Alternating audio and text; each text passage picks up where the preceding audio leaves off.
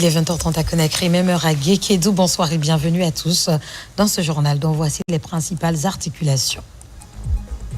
Les responsables éducatifs et les parents d'élèves s'activent pour la rentrée scolaire prévue le 6 octobre prochain mardi.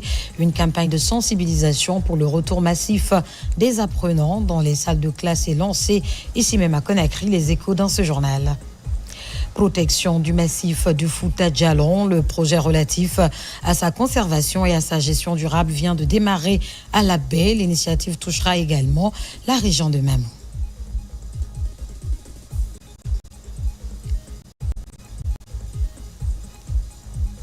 À Cancan, le collectif des journalistes professionnels pour la refondation vient de lancer la première édition du tournoi corporatif régional des médias avec pour ambition de prôner la cohabitation pacifique au sein de la presse. C'est tout pour le sommaire.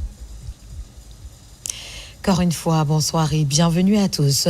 Le climat de sérénité qui a marqué le référendum de ce dimanche est largement salué par les autorités guinéennes lors d'une réunion au poste de commandement opérationnel de sécurité intérieure.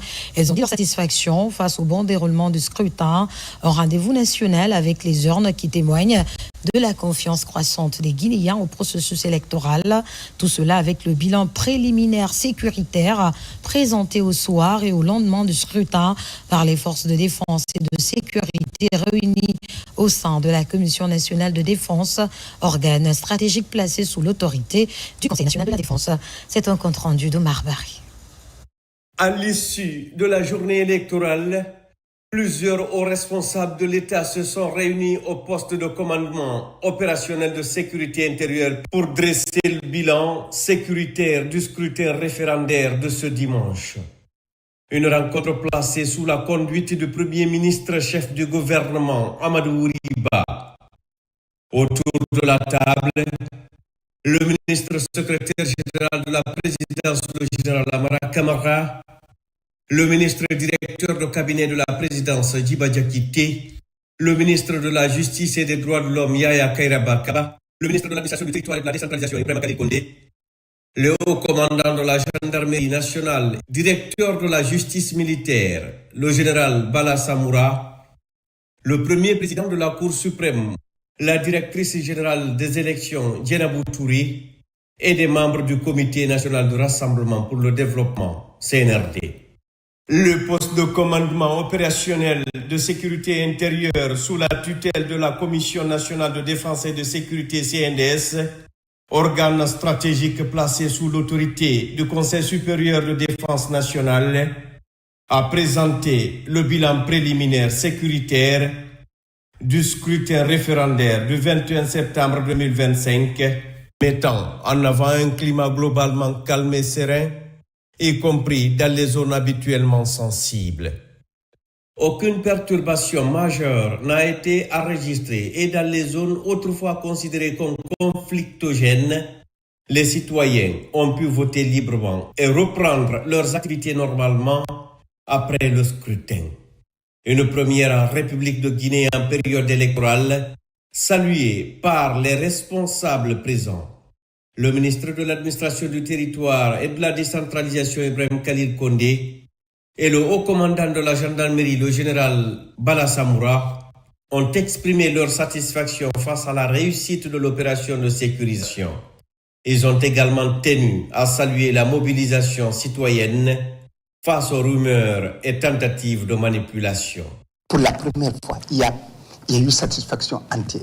Alors, le peuple de Guinée, la population guinéenne peut vaquer à ses besoins. Nous étions là le vendredi quand on inaugurait officiellement le poste de commandement opérationnel sécurité intérieure et quand on présentait le dispositif de sécurité globale qui prenait en compte l'ensemble du territoire. Le dispositif a été effectivement sur le terrain.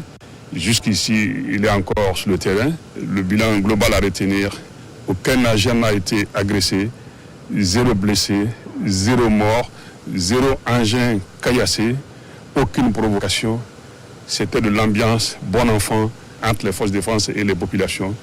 Donc le bilan global de cette journée, qui constitue une journée historique et cruciale pour la démocratie guinéenne, on peut dire que c'est une satisfaction entière pour l'ensemble des 45 000 hommes On vient de faire la synthèse des différents comptes rendus. Personne ne s'est plaint d'un acte de provocation, d'agression ou d'attaque de quelque nature que ce soit.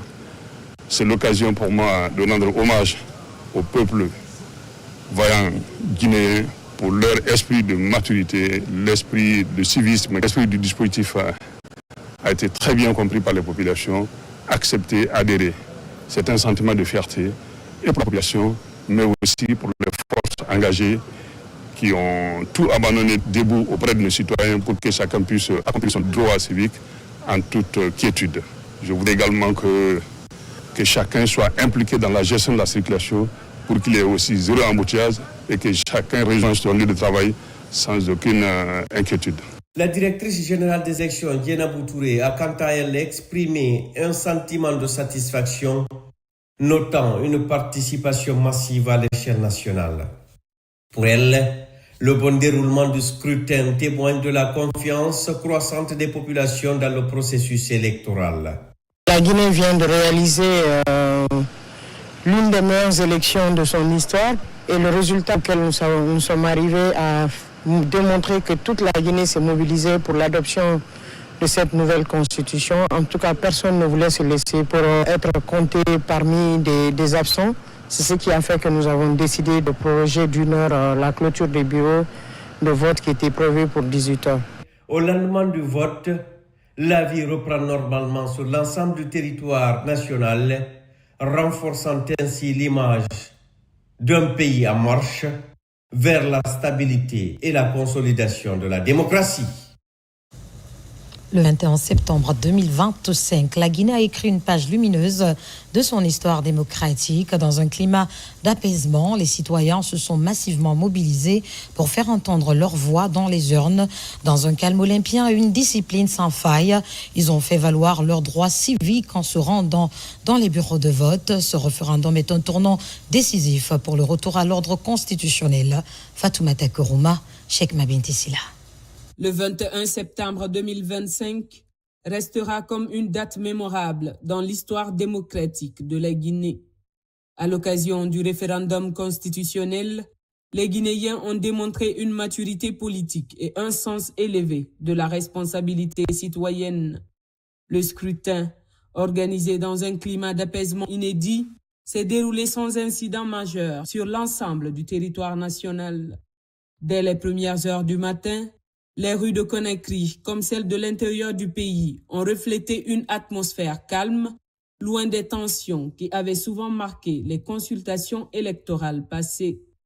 Dans les centres de vote, l'organisation, la discipline et le respect des consignes ont donné à cette journée un caractère exemplaire.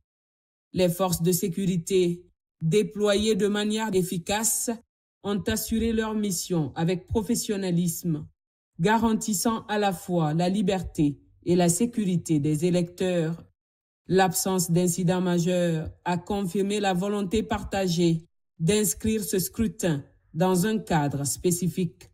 Dans les files d'attente, hommes, femmes et jeunes se sont montrés patients et disciplinés. Loin des bousculades, chacun a attendu son tour dans le calme, traduisant une conscience nouvelle de l'importance de cette consultation nationale. Cette attitude, largement saluée, illustre une avancée significative dans la culture démocratique guinéenne. La majeure partie des Guinéens ont eu l'idée d'aller voter, donc c'est un bon signe. Et aujourd'hui, lundi peut dire que la situation elle est stable, tranquille.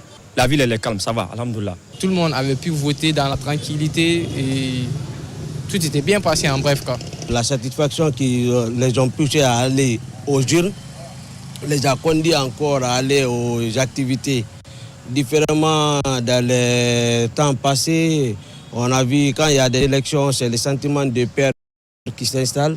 Mais cette fois-ci, ce n'est pas ce qu'on a ressenti en eux. Beaucoup sont là, on a passé la journée ensemble et jusqu'à présent, j'ai laissé certaines personnes au bureau qui continuent toujours à servir la nation. C'est un sentiment de satisfaction, de joie, parce que le vote s'est bien passé.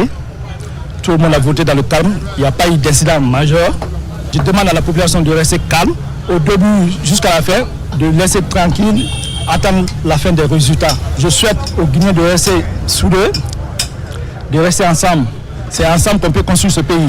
Tout le monde a voté et si vous avez constaté le lendemain, tout le monde a vaqué à ses occupations. Voilà. Parce qu'il faut passer à autre chose. Après le vote, il faut qu'on avance. Notre souhait, c'est l'espoir, toujours dans l'espoir pour la population. Nous souhaitons le développement. Le vote, c'est dans des bonnes conditions. La Direction générale des élections, en coordination avec les services de sécurité, a su mettre en place une logistique efficace. Le matériel électoral a été acheminé à temps et le processus de remontée des résultats s'est déroulé avec rigueur, renforçant la confiance des citoyens dans la transparence du scrutin. Autre fait marquant, la mobilisation massive des électeurs. Dans toutes les régions, la population s'est rendue en nombre pour accomplir son devoir civique. Cette affluence témoigne non seulement d'une adhésion au processus de refondation institutionnelle engagé depuis 2021, mais aussi d'une volonté collective de construire un avenir fondé sur la stabilité et le dialogue.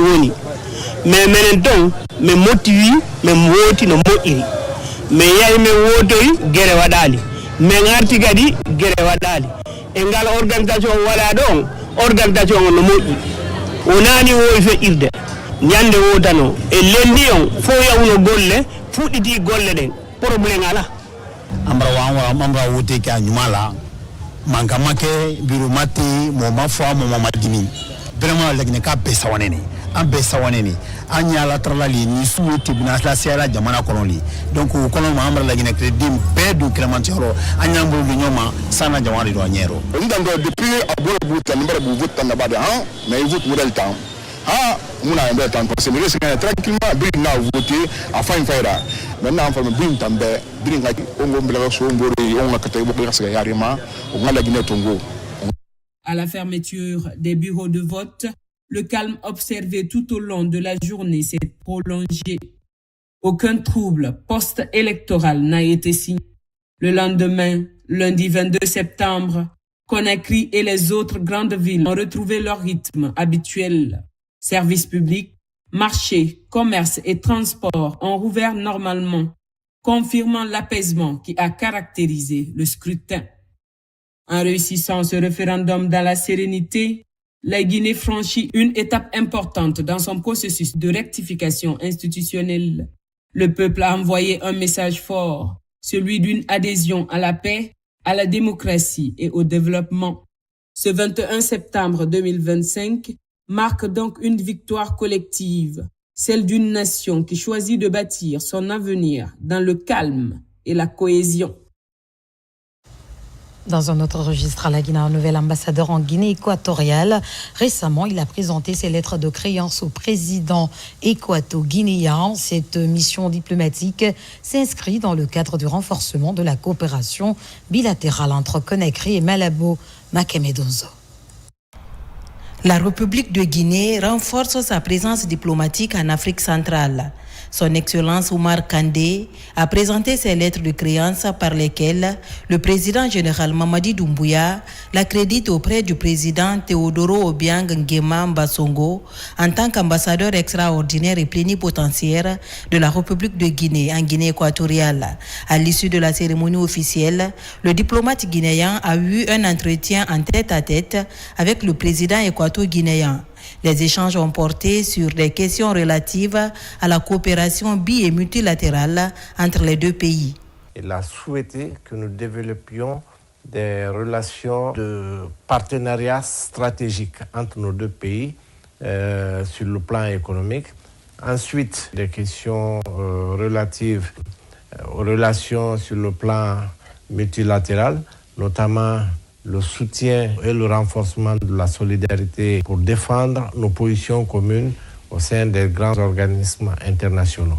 Le président Théodoro Obiang a d'ailleurs rappelé les liens fraternels qui ont toujours existé entre la Guinée et la Guinée équatoriale. Monsieur le Président a tout d'abord rappelé le soutien que la République de Guinée a apporté à la République de Guinée équatoriale lors de leur accession à l'indépendance. Il a émis son souhait de créer une fédération des 3 pays Guinée, la République de Guinée, la République de Guinée équatoriale et la République de Guinée-Bissau. Désormais officiellement installé, l'ambassadeur Oumar Kandé entend renforcer et dynamiser les relations de coopération entre la Guinée et la Guinée équatoriale, notamment dans plusieurs domaines clés du développement.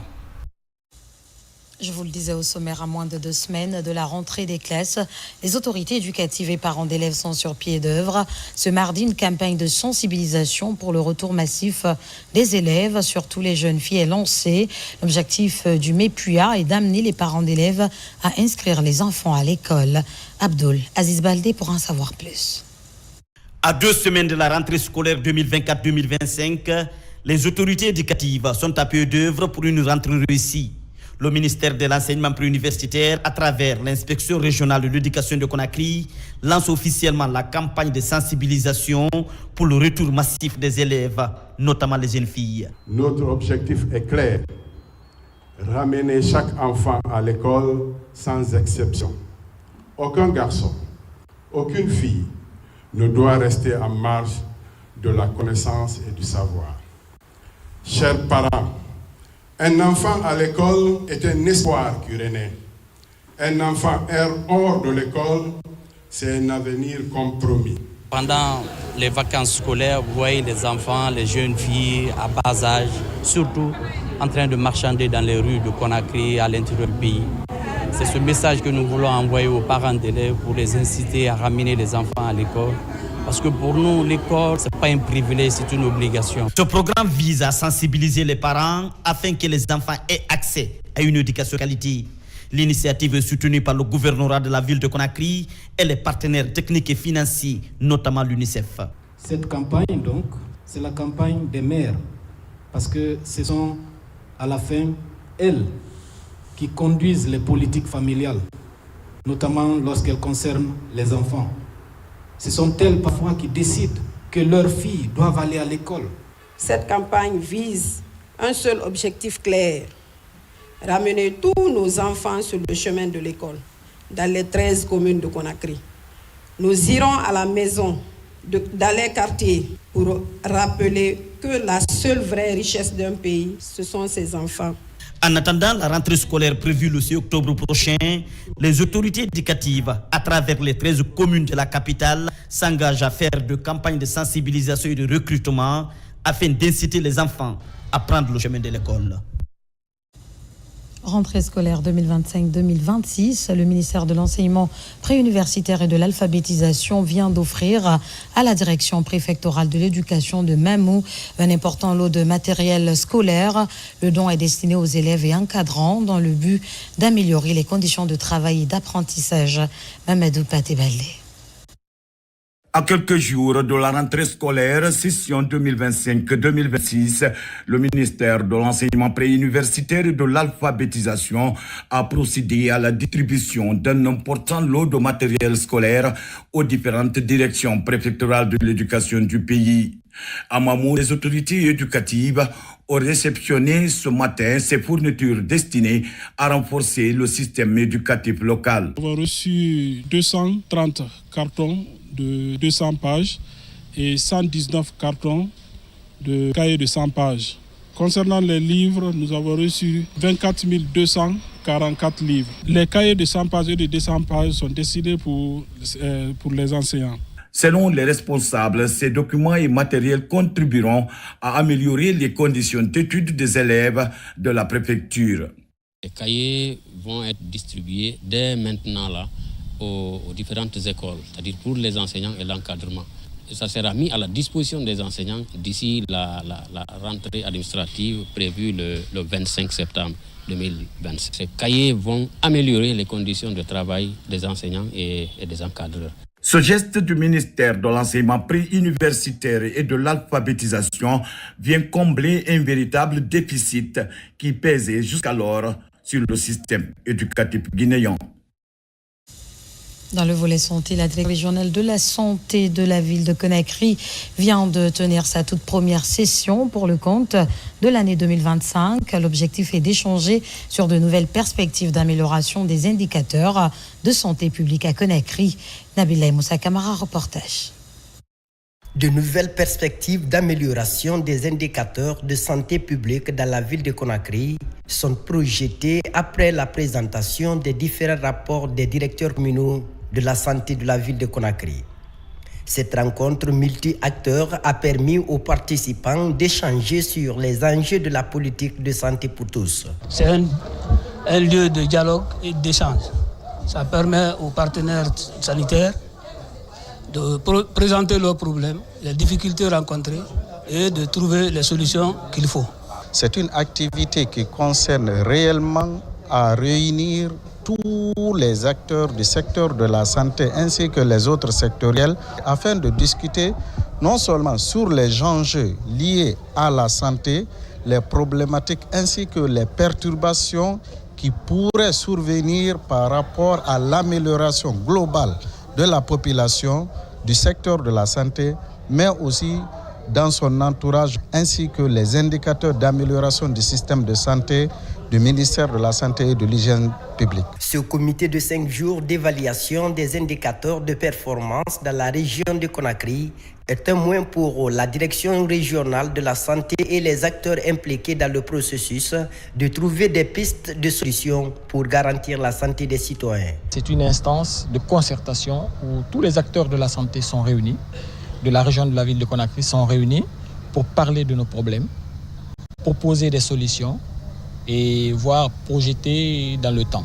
Cette première session 2025 du comité technique régional de la santé de la ville de Conakry est une occasion pour ces acteurs de faire des recommandations afin de mettre en pratique la politique du gouvernement en matière de santé publique.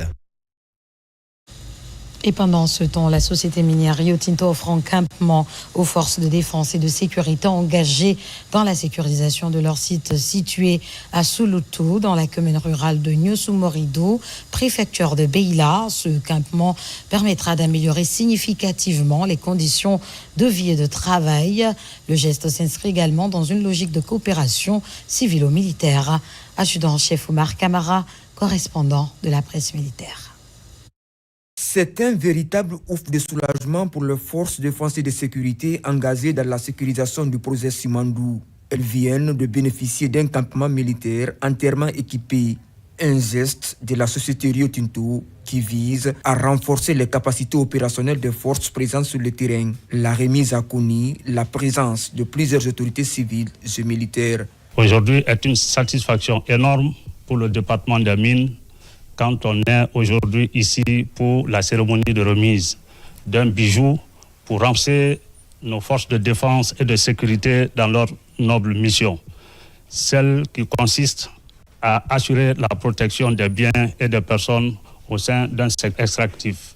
Vous avez été tiré dans un tas pour être ici, sécuriser le projet et les installations qui se trouvent ici, y compris le personnel.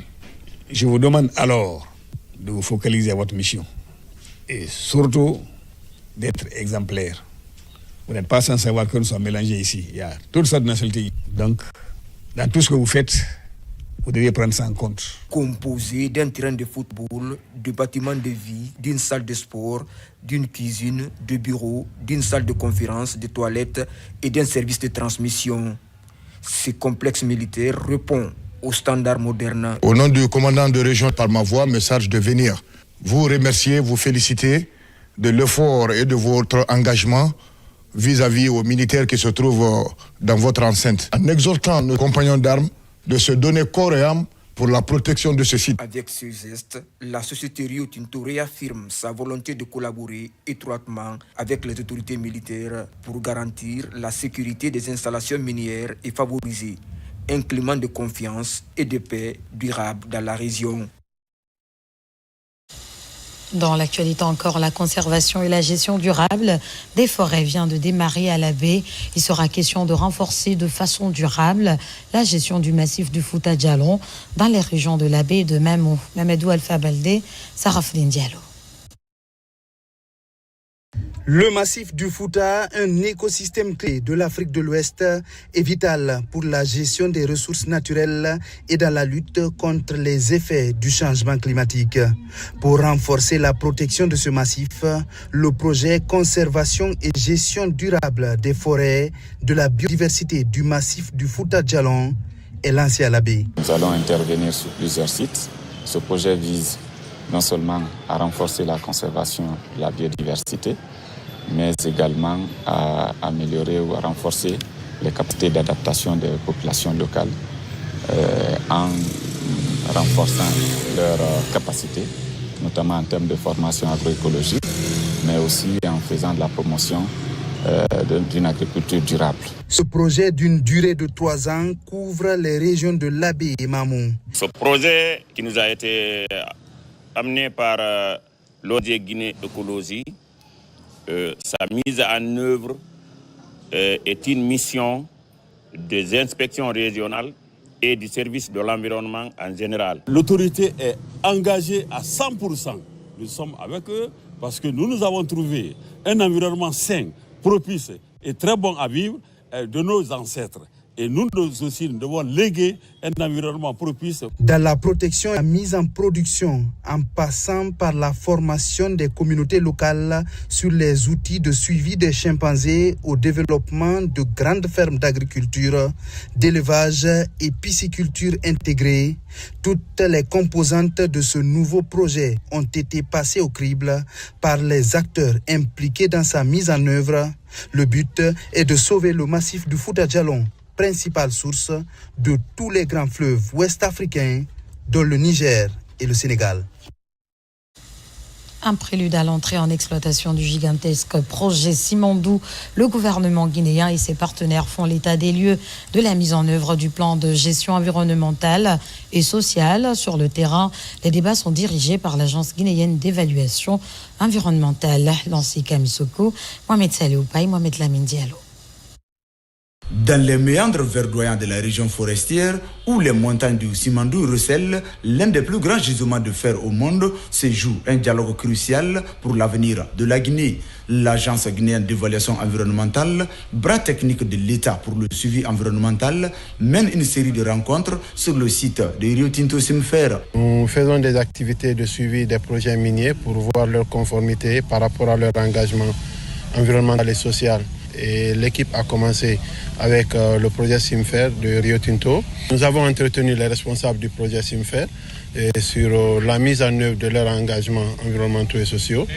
Et les équipes aussi pourront participer à la vérification sur le terrain de la mise en œuvre des mesures de mitigation et aussi à la consultation avec les communautés pour voir si les attentes des communautés sont prises en compte. À Kanga Est, tout comme dans les villages riverains, des échanges ont lieu d'un côté sur le respect du plan de gestion environnementale et sociale et de l'autre sur la perception des communautés sur l'impact de ce projet minier sur leur quotidien.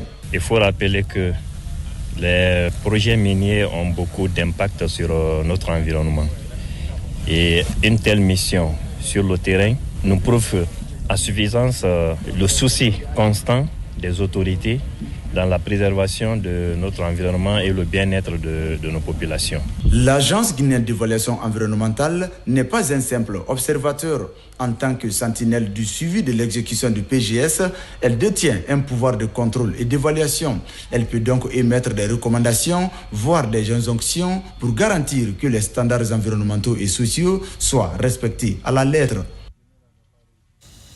En Guinée, la biodiversité est à la fois une richesse et un enjeu majeur face aux pressions agricoles, minières et même naturelles. Des spécialistes se réunissent autour de la question. Nabi Kamara pour en savoir plus.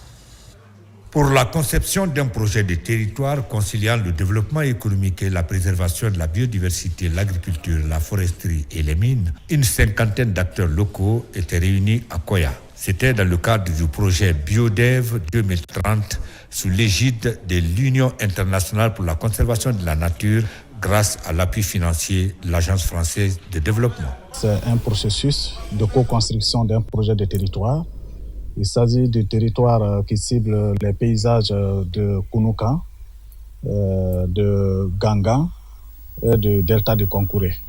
dans la région administrative de Kindia. L'objectif, c'est effectivement de concevoir ou de construire un projet de territoire qui va concilier la conservation de la biodiversité et le développement durable. Cette rencontre est la deuxième du genre qui pose les bases d'un projet concret, finançable et reproductible ailleurs. Une étape clé vers la mise en œuvre de l'accord mondial pour la biodiversité. Nous attendons beaucoup dans ce projet, mais surtout, dans la formalisation, le projet doit tenir compte des mesures d'atténuation qui peuvent aider les communautés à protéger le paysage du parc national de Gounouka. Votre mobilisation et vos contributions au cours de ces 2 jours seront déterminantes pour définir une feuille de route ambitieuse mais réaliste. Alignée sur les objectifs du cadre mondial de Kunming-Montréal, ensemble, nous avons la responsabilité de transformer les idées en actions et les engagements en résultats tangibles pour les populations et pour la nature. En Guinée, la biodiversité est une richesse, mais aussi un enjeu. Face aux pressions agricoles, forestières et minières, il faut repenser l'avenir du territoire.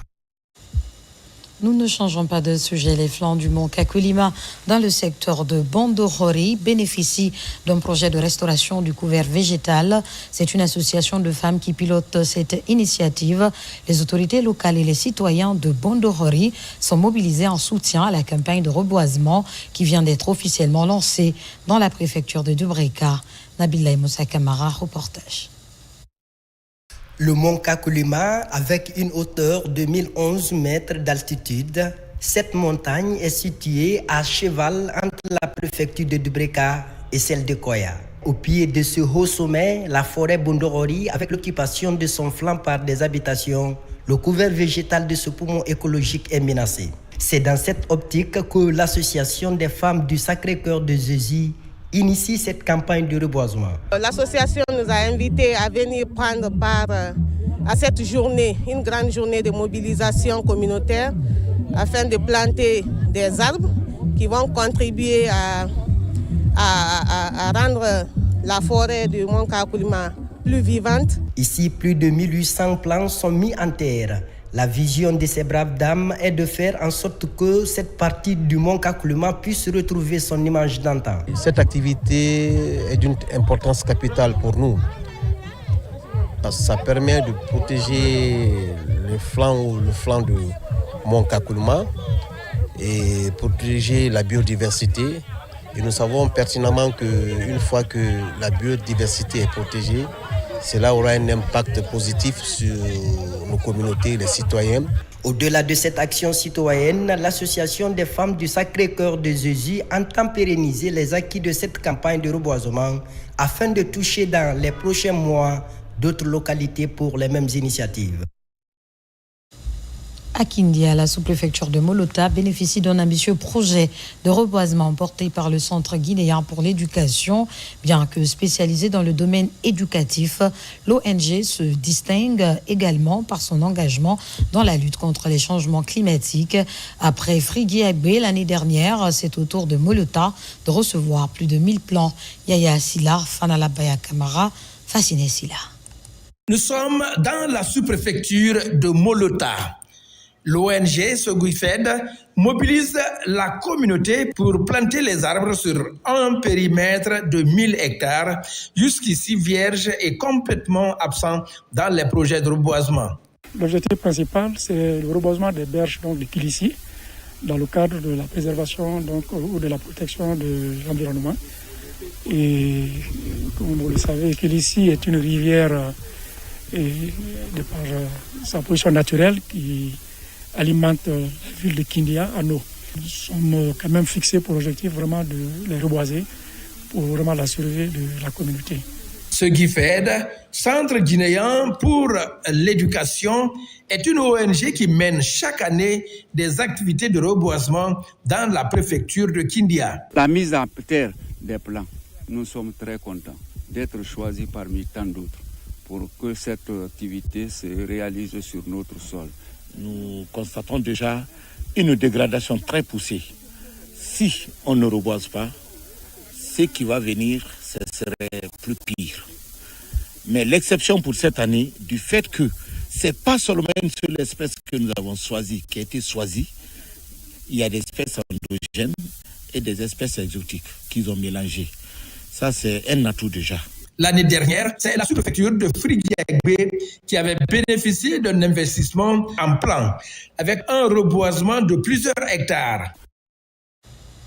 Venons-en à présent à ce point de presse pour expliquer les activités menées ainsi que la mission assignée à l'Agence guinéenne d'évaluation environnementale. Au cours de ce rendez-vous stratégique, des perspectives ont été annoncées par les responsables de la structure.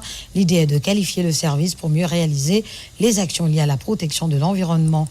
Moussa Bangora. La protection du patrimoine naturel et de la biodiversité, une des priorités de l'Agence guinéenne d'évaluation environnementale. Ici, à la Maison de la Presse, un débat est ouvert. C'est pour informer les citoyens et partenaires sur les enjeux environnementaux, mais également dévoiler la mission de l'Agence qui est de veiller désormais sur tout projet minier, industriel et agricole. La mission que nous avons à l'AGE, nous ne pourrons la réussir que si nous avons le soutien et l'accompagnement de tout le monde. Les rapports d'études d'impact sont validés par un comité technique. Les textes de loi qui sont en vigueur en ce moment nous donnent beaucoup de force pour renforcer la mise en œuvre de ces engagements.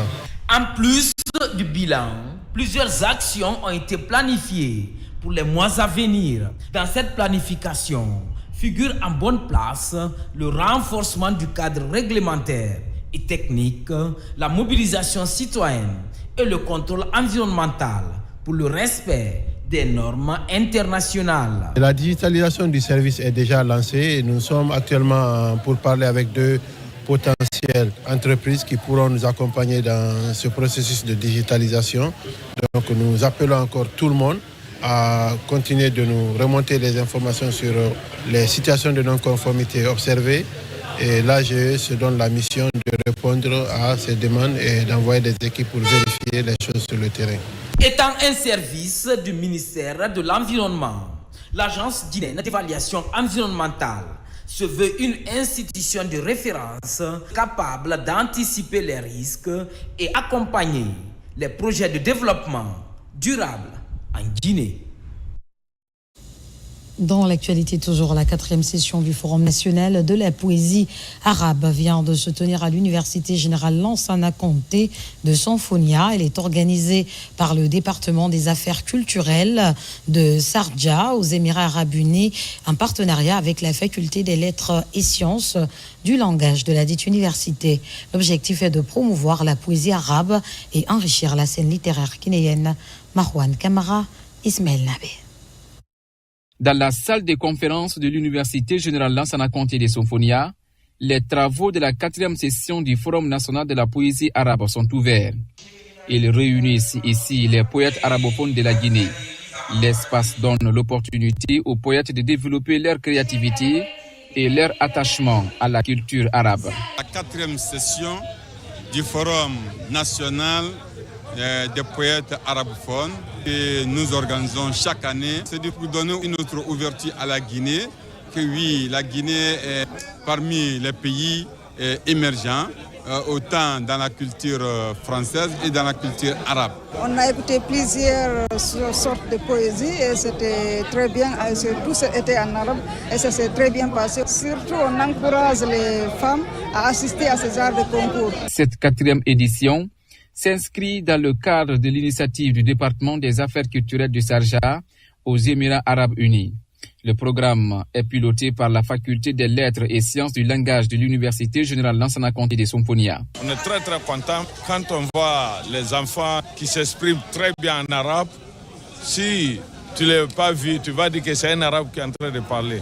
Vraiment, c'est une fierté. Je suis très ému par le talent de la jeunesse guinéenne en poésie arabe.